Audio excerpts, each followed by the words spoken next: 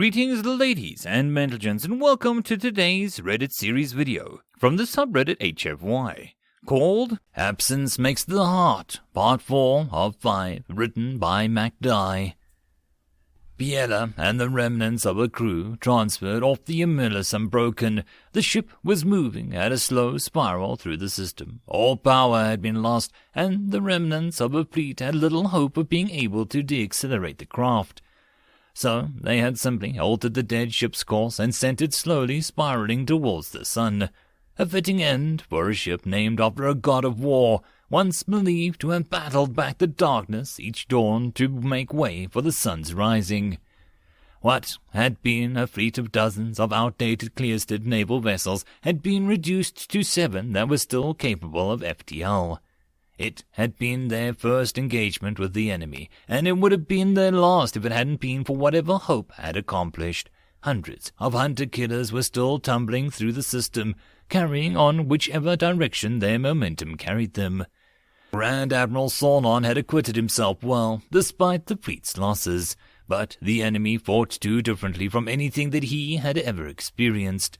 Battles in space lasted seconds usually, high-speed passes, quick strikes at thousands of kilometers a second, a brief exchange of blows against the subsequent waves of ships. The enemy simply matched speed, swarmed close, rammed, and boarded.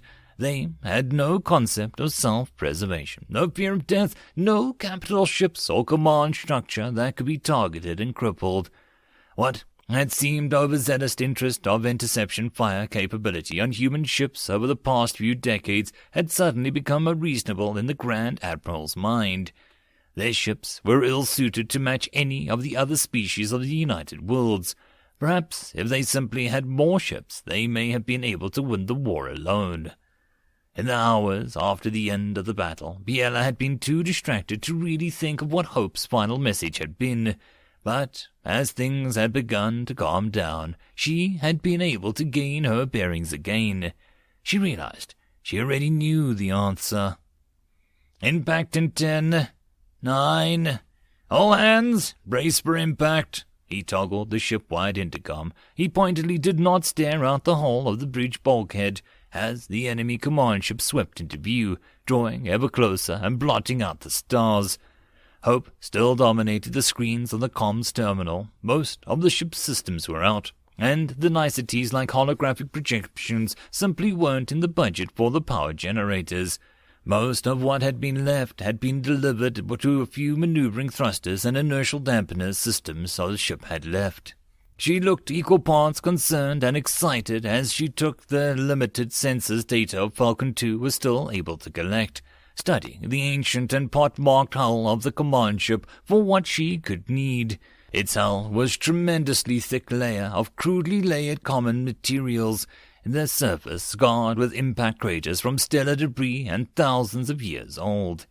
But all across the scarred surface there were sensor bundles, communication arrays, and other devices for the purpose of which she could only guess, and he found again staring out the hole of the bridge. 3, 2... Grand Admiral Solon will hold the command here with the damaged ship. Captain Soraya will return to the clearsted space and inform the Empress of what has happened here, and request recovery assets. The Empress is already aware that this battle has transpired, but she has no means of knowing where it was. She will send help. Her mother, too, had been concerned, but she had known all along what Biella would do with the fleet that she had been given. Biella knew that although the Empress could never have condoned coming to the aid of the humans, she trusted Biella's judgment on the matter. She understood, also, why her mother had encouraged her to request the help of the retired Grand Admiral, and why Solon had so eagerly jumped to the opportunity. It was not simply for a chance to command the fleet again. She could feel him still, despite how far he was. Ben was calm. Too calm. Beneath it all there was an unbearable fear. He was so afraid, yet it didn't guide his actions. She realized then that the fear had always been there. Beneath it all. It had all been so very long since the fear had controlled him. Every dream she remembered, every moment that he had dwelled in her thoughts, he had been afraid. but Ben's experiences had hardened him, allowed him to overpower the fear. Just thinking of it shook her to a core. How could he still function despite such a weight of emotions constantly barraging him? Screaming had him to run away, to hide. And it dawned on her that every human was the same way. Some collapsed under the pressure, some found a few fleeting moments of clarity despite it, and some few continued to function despite its constant presence. Bravery was not the ability to feel no fear at all, but to be able to step forward and face the challenge despite it. But his fear had a new tinge to it. He had always been afraid. For himself, for a time, for his crew, for his species. But his fear was far more focused. Not for himself, but for one sole purpose, one individual, someone he cared for. And with that fear there was such a pride and confidence, a source of strength that buried the fear and the pain. Suddenly, such pain. I will take the remainder of the FTL-capable ships. We're heading for the last known location of the enemy command ship. There is no hope that we will arrive in time to assist the battle that is even now raging there. But should Commodore Owens and the AI Hope succeed, we may be able to help the survivors. Once she would have relied on the distant sense of confidence to carry herself. She had done it unthinkingly in the years after Ben had departed.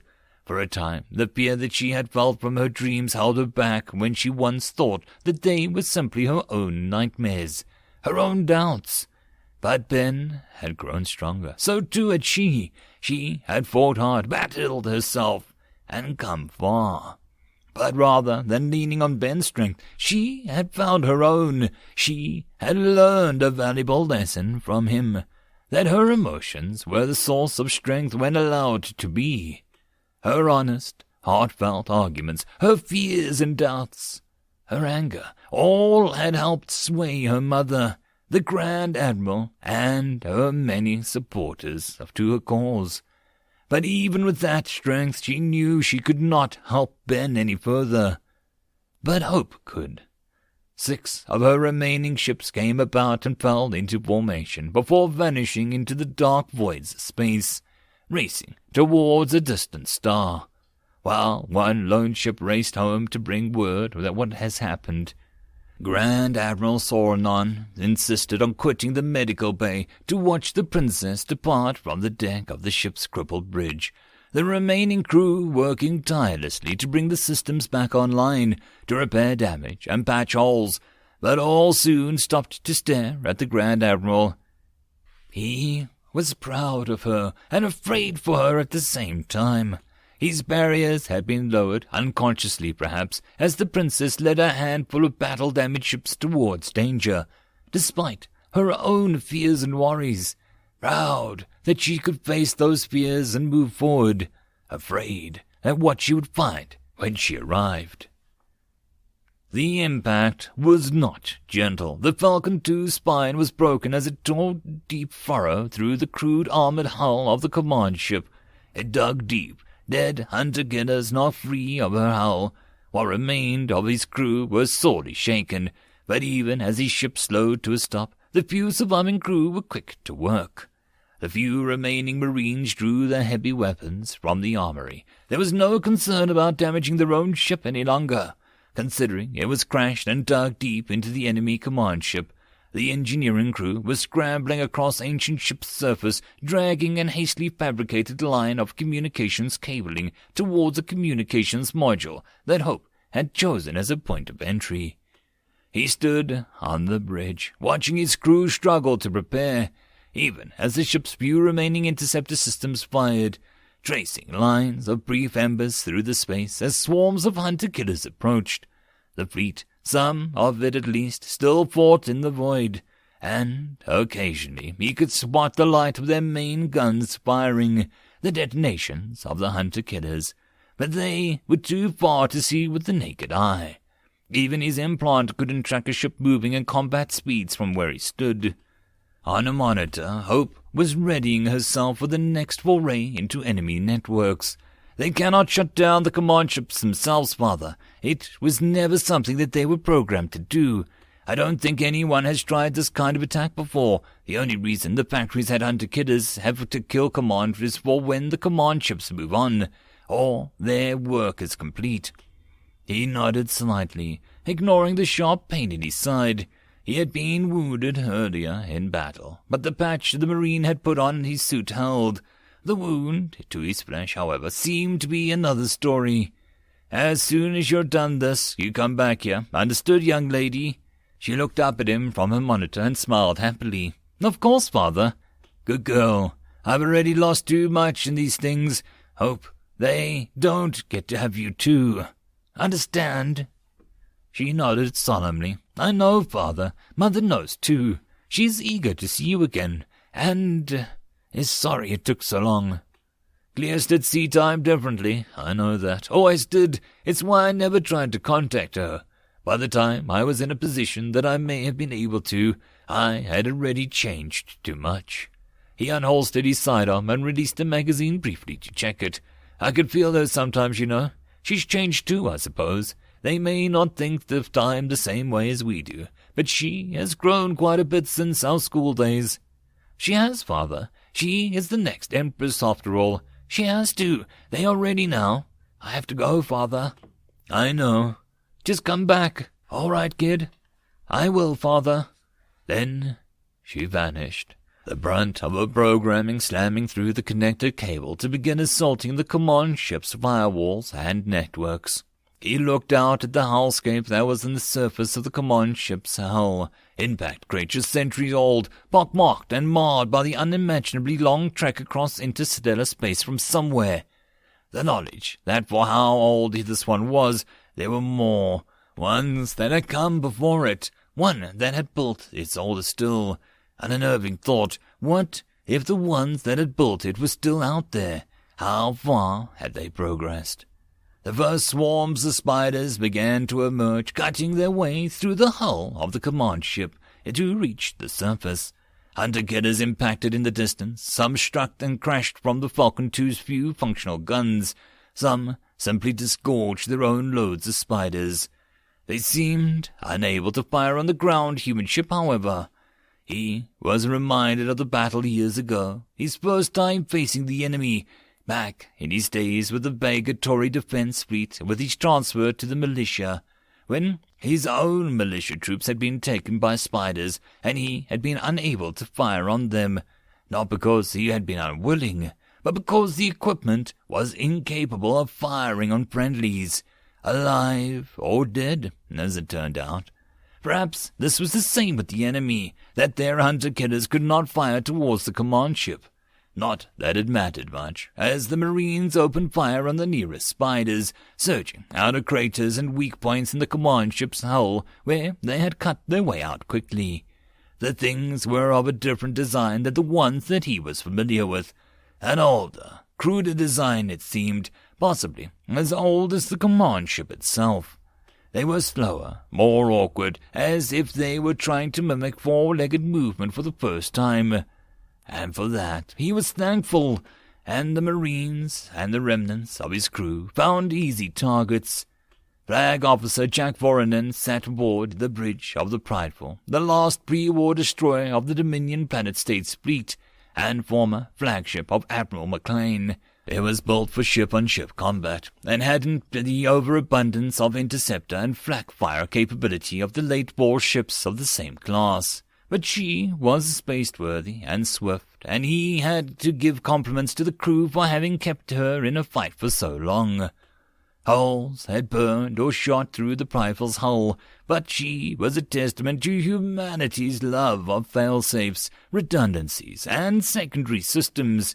Despite extensive damage, many of her systems still functioned. Crews manually carried or dragged ammunition from the bunkers to the flak cannons. Surface-laid cabling allowed the intercom system to continue to function, despite the loss of entire compartments to weapons fire and impacts. "Keep the fleet in formation. Whatever the Commodore is up to, they just kicked the hornet's nest." He sat in what should have been the Admiral's seat, next to the ship's captain, and seemed entirely relaxed at ease, and studied the fleet's layout and status reports. The hundreds of hunter-killers swarming the remnants of the fleet were breaking off, heading towards the command ship in droves, and the fleet fell into formation to pursue. The Copus engines flared and died, slowly dropping out and surviving crew struggling to bring to a stop. Electrical arcs danced across the hull of the Grayson. Both turrets and the main guns were pot-marked wrecks.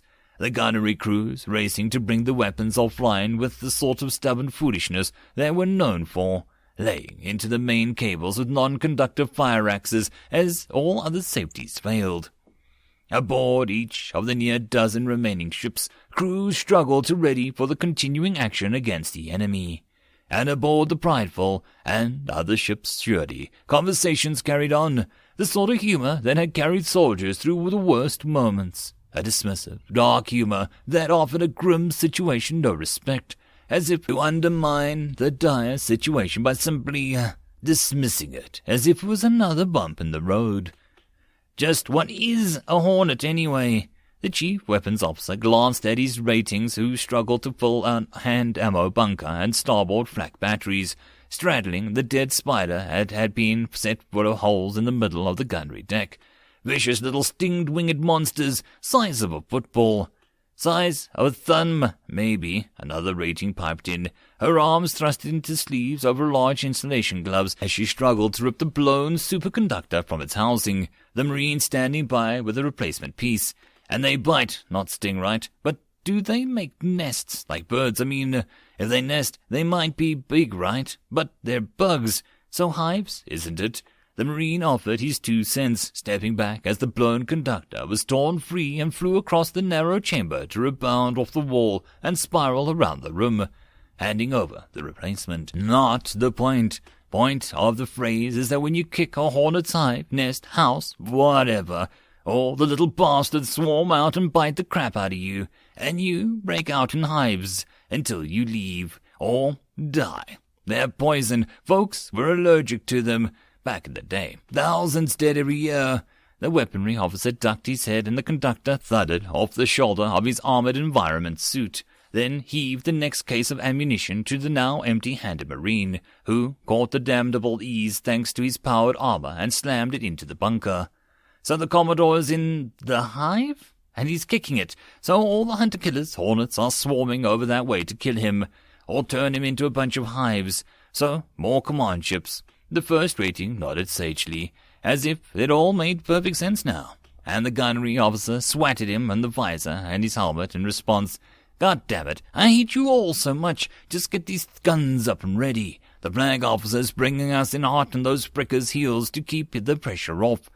The weapons officer turned to leave, stepping off the fallen spider and heading for the hatch that led towards the bridge. From the swelling, from the hive, sir. Got it.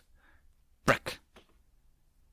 Ben dragged himself back to his feet. The gunnery crews of the Falcon II had done their damnedest to bring down every last hostile that dared to enter the limited arcs of guns. But it had been a foregone conclusion. Eventually, either the ammunition would have run out, or the enemy would have swarmed them across the surface of the command ship. And it seemed that they weren't mutually exclusive. The flak cannons had been silent for too long, and the waves of spiders were swarming across the cratered surface of the ship. His crew fought to hold the perimeter around the Falcon II, and the communications node that Hope had access through, but it was shrinking too quickly. Ammunition was in short supply. Crew fought from the top of the Falcon, their weapons silent in the void of space, skittering off spiders. Their own bursts of weapon fire at the death of sailors and Marines. He could hear his own labored breathing, feel the reverberations through the gloves of his armored environment suit as he threw an empty magazine away, a small corner of his mind tracking it as it bounced off the hull and the command ship and went tumbling into the void. The familiar sensation as fresh magazine was rammed home, the action cocking forward on a fresh round, the imagined sound of the magnetic rail whirring up to full charge once more. Human innovation had always been spurred on by war. It was an unfortunate truth of species, but he had to assume that it was an universal constant. War bred necessity, necessity bred innovation, innovation bred advancement, and the only exception he could think of was the enemy. 30 years of war had seen human technology advance in leaps and bounds, while the enemy had hardly seemed to have changed at all. The same tactics, the same ships, the same weapons, all to say that when one of the older-looking spiders had struck his armor with energy weapons, he had staggered and fell, limbs momentarily numb, chest on fire from the heat of the impact, the result of a deathly hail of supercharged particles and electrical current. But he had lived. It could almost have been seen as comical, as the Marines especially took bolt after bolt into the stagger and fall. Their power armor systems, much like the armored environment suits of the rest of the ship's crew, was smart enough to magnetize and demagnetize to avoid twisting ankles and hurting off into space. But for their advancements, for all their knowledge of the enemy, of how they moved and fought and evaded, there had simply been too many of them. They could produce more ships than all of the human shipyards combined, more spiders than every military academy and training program could push through. They had no need for trained crews, and the technical schools could only produce so many qualified naval ratings and ship crews. Their scientists could invent better armor, better ships, better targeting programs, but it had always been a numbers game. A numbers game that had been lost for the first time the enemy had captured and utilized the FTL-capable ship. The spiders drew closer, and his crew was slowly forced to close its perimeter, pushed ever back. And when the flak cannons went silent, the circle began to shrink more. And when the ammunition began to run out, it shrank even more. "Commodore, permission to overload the reactor." The engineer-chief came across the suit-mounted short-range radio, the only real working communication system the crew had left. He glanced towards the communications node, and then towards the Falcon. But there was no hesitation. "Negative, Chief. She won't let us down. Think she's picked up a touch of the dramatic, though." The chief let out a dark laughter. "All right, sir. We're losing ground this side of the Falcon. They're almost at the hull."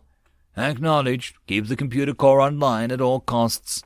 He flagged 2 Marines, and they abandoned their positions on the perimeter guarding the communications node to fall back towards the ship. Prideful would hold station. Remainder of fleet will maintain combat maneuvers and keep the pressure off. Jake still lounged on the admiral's seat, although his casual appearance was just a mask. He hadn't had much experience commanding a fleet. None, in fact, but Ben and Hope had worked hard both to drill him in preparation and to provide him with the software and programs to assist with the responsibility that he had no interest in shouldering. The crew continued to work diligently as the pre-war destroyer approached the enemy command ship, the rest of the fleet burning at full thrust ahead of the oldest warship in the fleet, flak systems and the main guns firing to clear the way. So close to the command ship, 2 enemy hunter-killers began to change their target priorities, coming after the ships once more. It was already too late. Surely, though, the surface of the command ship was swarming with hunter-killers and spiders, surging towards the wreckage of the Falcon. "Sensors, what are we looking for down there?" He glanced at his shoulder and the pair of Marines guarding the entrance to the bridge, who were apparently discussing the differences between wasps and hornets. They had little else to do if there were no enemies aboard the ship, after all. "IFF markers saw some of the Falcon's crew. They're hard-pressed and giving ground." "All right, send it to the gunnery crews. Weapons? I'll leave it to you to judge danger close range. Once we're in position, start firing. Give them some breathing room." "Roger that, flag officer." "Incoming. Danger close." A signal was broadcast to all of the surviving crew of the Falcon from an unfamiliar voice. For some of the crew, the words were understood, but the meaning was lost momentarily. For the Marines, their reaction was second nature, and the senior-most of the Marines barked into her short-range radio to warn the rest of the crew when she realized that some hadn't understood. "Everyone, get down!" Ship-mounted weapons, even interceptor systems, were designed to function at ranges far too extreme to be contemplated as an individual basis.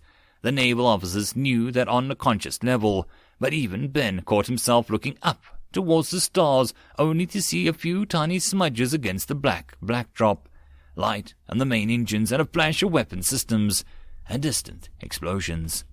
The rest of the fleet was still alive, still in the fight, and had come to help. If it hadn't been for his cybernetic eye, he would have never been able to register the inbound projectiles, but thankfully he was able to throw himself down in time as the command ship hull all around the Falcon and the communications node began to explode as black fire tore into the crude armor and shattered hundreds of spiders and grounded hunter-killers. "Commodore Ben, my boy, the cavalry is here. We're too far out to read you on short-range radios, so unless you have anything else working to talk with me, just shut up and get the job done, would you?" Another barrage of incoming fire, further out from the first, tore into the more ranks of enemy spiders. "Also, if you, do get a working radio, my crew is very interested about the difference between hornets and wasps. It's become quite the topic at the moment. Someone even said there are wasps that eat spiders." Ben groaned, remembering why conversations with Jake back at the academy had been so damnably irritating at times, then triggered the shortwave radio. "All crew, redistribute ammunition and hold positions." A disturbingly short round of affirmations, and Ben made his way back aboard the downed ship. "Father?" Ben looked up from the technician struggling to get the ship's comms up and running again, at least to be able to reach the Prideful, the terribly fitting name for the ship being commanded by Jake. Her tone was both excited and pensive, an odd mixture of feelings, and he settled his gaze on the monitor that she had chosen. "I'm ready to send the signal, Father, but, there is no built-in kill command that I can trigger. The command ships don't have anything like that." Her excitement was dwindling as she studied the situation that the ship and crew were in. "So what's the plan, kid?" He leaned on the console and peered down at her, his face turned slightly to focus on the good eye on the image. "I can overload the power core. They'll lose containment and detonate 10 minutes after I send the signal. I can also kill command the hunter-killers and spiders, and all their factories, everywhere." "Well, that's good." There was a problem, though, obviously. She was hesitating, buying time to try and come up with some sort of alternative. "Ben, we're swarmed up here. You're going to have to break the station for a bit. You're on your own down there again. We'll get another ship over to you soon." Jake sounded concerned, though the comm signal there were still telltale signs of weapons fire in the background. The Prideful had been boarded. Hope closed her eyes for a moment and then looked up at her father again. "Once the signal is sent and the system will be locked down, I won't be able to extract myself, and I can't risk sending the kill command too soon. I think there's something controlling them, something intelligent. Once I send the kill command, I will know that I'm in the system and try shut me out." Well, that answered the question then. There was still something controlling the enemy, somewhere in the galaxy. A terrifying thought. He had hoped not that it would have made anything about the enemy less terrible, that their actions were a result of an accident and outdated coding, that whomever had built was long dead and unable to stop their rampage. "Jake could send shuttles to evacuate you and the others. I can stay here once they're all clear and shut them down." Ben was silent, staring down at Hope as she began to formulate plans of how to save him and the others. Prideful is registered as having 4 combat-capable shuttles on board. No other modern human warships have bothered with combat shuttles due to the nature of the enemy. Won't work. They overhauled the shuttle base for ammunition storage. "We're not getting off the ship, daughter." His tone spoke volumes. Hope froze to peer up at Ben, not sure what he meant. "Chief, get Tube 1 ready. Hope, get everything set so that I can pull the trigger from the signal from here." An affirmative from the chief engineer, who gathered up what was left of the team to ready the torpedo Ben had requested, and ensured the primary torpedo tube was clear. "I don't understand, Father." "You're leaving. We are going to transfer you onto a computer installed in a torpedo and launch you out of here. It has an IFF beacon, so Jake should be able to spot you and pick you up. He'll know what to be looking for." Ben glanced out of the hole of the ship's hull.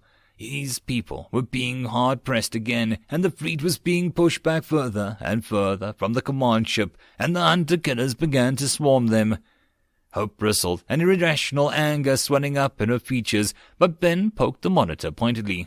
"A parent should never outlive their child, Hope. Besides, Mother will need you, and there's no point in both of us dying here, is there?" A unique feature of Hope's programming disallowed any form of data backups. Although theoretically immortal, so long as the program functioned, she could still die. It had been a point Biella and Ben had discussed for a long time while creating her.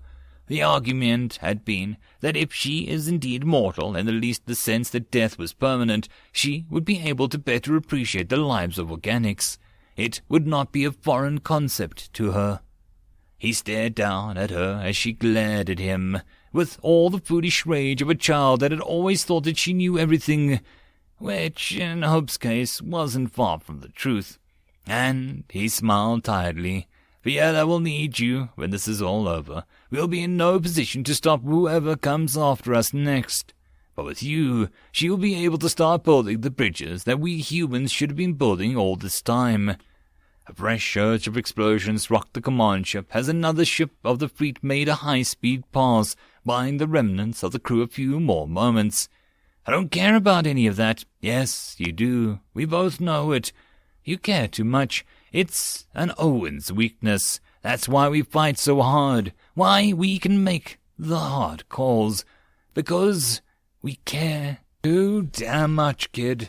Biella's always knew that. I think that's why partly she liked me so much. Joke's on her. It's a human thing. We all care too much. About everything, even the things we can't stop, can't slow down, can't deny, can never have. He grinned, knowing that somewhere in the galaxy, Biella would feel what he felt, the swell of pride that was just enough to keep the sorrow at bay. He could almost convince himself that he could feel her too, out there, somewhere, as if she were racing to reach some place despite knowing that she could never make it on time. A stubborn denial of the inevitable.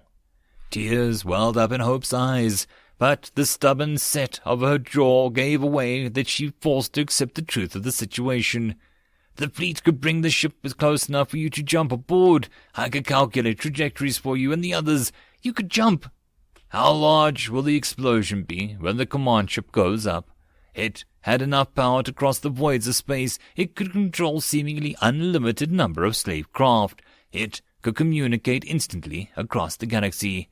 I could prolong the countdown, give the fleet more time to get away. There's something out there controlling them. I would give them more time to undo overload command. We have to do this now, Hope. Give me the trigger and tell your mother that I love her. His HUD was swimming with notifications. They were almost out of ammunition, almost out of time. The fleet was being swarmed. Somewhere dark in the space, Biella would not arrive in time. She vanished from the monitor, replaced only with the touchscreen command. Major dump into the torpedo, sir. The chief piped up from somewhere in the bow, where he and a volunteer were ready to load the last torpedo into the cleared primary tube. I'll be down in a moment. He didn't hesitate in pressing the command to execute the program Hope had designed. By the time he'd cleared the bridge, the spiders that were on the verge of overwhelming the crew had gone dark. Many of them flung into the void of space from their own momentum. Some hung in lone claws or legs that had found purchase on the command ship's crude hull. Again, he didn't hesitate. A glance at the chief, a nod of confirmation, and he slammed his fist against the manual launch. A simple red button embedded about the sealed torpedo tube. There was no sound, of course, just a violent shudder in the tortured hull of the Falcon II as the torpedo launched, and for a brief moment he tracked it on his HUD, seeing through the twisted metal and scorched armor of his dying ship. The torpedo arced away from the command ship on a pre-programmed course that would take it clear and to where, hopefully, Jake and the rest of the fleet would be before long. "We are detecting multiple human distress signals, Princess." Biella pulled her hand from the seating-mounted rail and crossed the communications officer. "Acknowledge their receipt. Let them know help is finally here. All ships, make way to the nearest distress signal and render assistance." She already knew that Ben wouldn't be amongst the survivors. Her gaze settled on the still expanding debris field of the command ship. The ship machine had been massive in scale, and her ship's sensors had trouble cataloging every piece of debris that had been cast across the solar system by the detonation. Most of the human fleet remaining ships had been too badly damaged during the battle to be able to survive FTL transit anyway, and had instead been floating, some under minimal power, for days. They had done what they could to effect repairs, but the situation would have been dire if Jake hadn't been so certain to help us coming. And he had only been certain because Ben had been certain. "Princess, we're being hailed from the Dominion vessel Prideful, identified as Flag Officer Jake Voronin." She shook off the memory of the moments before she'd lost Ben. Her crew visibly shaken by the emotions that she had experienced.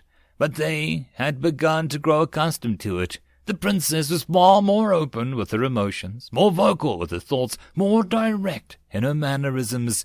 She did not fit the mold that they had in their minds of how a member of the imperial family would act. All veiled promises and half-truths, and they had found that they rather preferred her openness, directness. "Put him through," she returned to the command seat, but stood with one hand once more resting on the seating-mounted rail when a holographic image of Jake appeared. His armored environment suit was repeatedly patched and stained with grease, a sign that a high-ranking officer had been working in the trenches with his crew, more likely due to the dire situation rather than some inherent joy of hard labor. From what she remembered of him in their days at the academy, he was about to speak, his face lit up with a grin, when he froze for a moment, just staring at her, the way that she was standing, and he couldn't help but smile sadly and nod to himself. "Princess Biela Annelarasi, eldest daughter of the Empress, may she reign forever. A pleasure to make your acquaintance again. I do hope your showers are working." She couldn't help but chuckle and nod. "We will be coming alongside the Prideful shortly, Admiral." She knew full well why he'd been refusing the more proper title of Admiral instead of relying on the less accurate term Flag Officer. It had been partly because he had not wanted to undermine Ben's authority. Not that there had been any risk that the fleet men had assembled might have found themselves torn on the proper packing order if Jake, who outranked Ben, had not been first in command. It had also been because his rank had been achieved entirely through political machinations and social status, not merit, not that he hadn't been used to great benefit. He shrugged, hands upraising as if he had no excuse or rebuke, and then settled down again. "We have Hope on board. She refuses to upload to the Prideful's computers, though. She hasn't spoken to anyone since she escaped the Falcon. My techs are certain that she's intact and operational, but she lost her father." "I understand, Jake. We'll bring her aboard, and I'll try and coax her out." Jake nodded, glancing aside to one of the crew with a fresh report. "Well, since there are so many holes in the hull, it shouldn't be hard to mate one of your boarding ramps with Prideful. We're in rough shape, the whole fleet. You may be ready with your environmental scrubbers once we get on board and start cracking the seals in these suits."